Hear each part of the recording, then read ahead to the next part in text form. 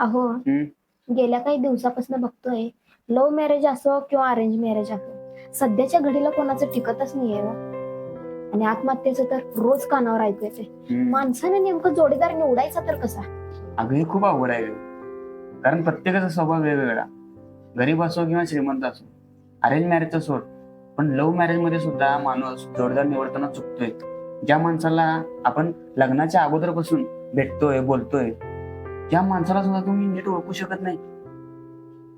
माणसाचा स्वभाव ओळखणं खूप अवघड आहे असं तुम्हीच म्हणाला ना.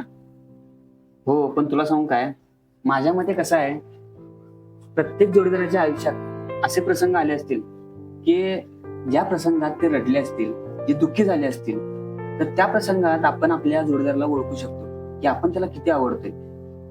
तर कसं, एक जोडीदार आपल्या आवडत्या जोडीदाराला कधीच रडवू शकत नाही, त्याला कधी रडताना बघू शकत नाही.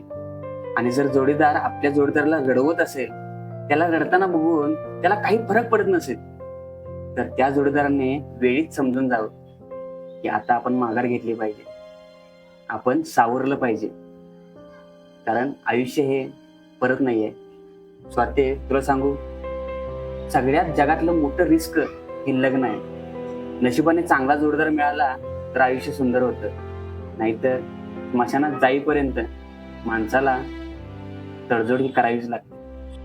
मंडळी, प्रत्येकाला आपल्या नात्यात एवढी तरी समज असते की त्या नात्यात आपल्या भावनांची कदर होती की नाही. आणि जर त्या नात्यात आपल्या भावनांची कदर होत नसेल तर वेळीच माघार घ्या, कारण आयुष्य हे पुन्हा नाही.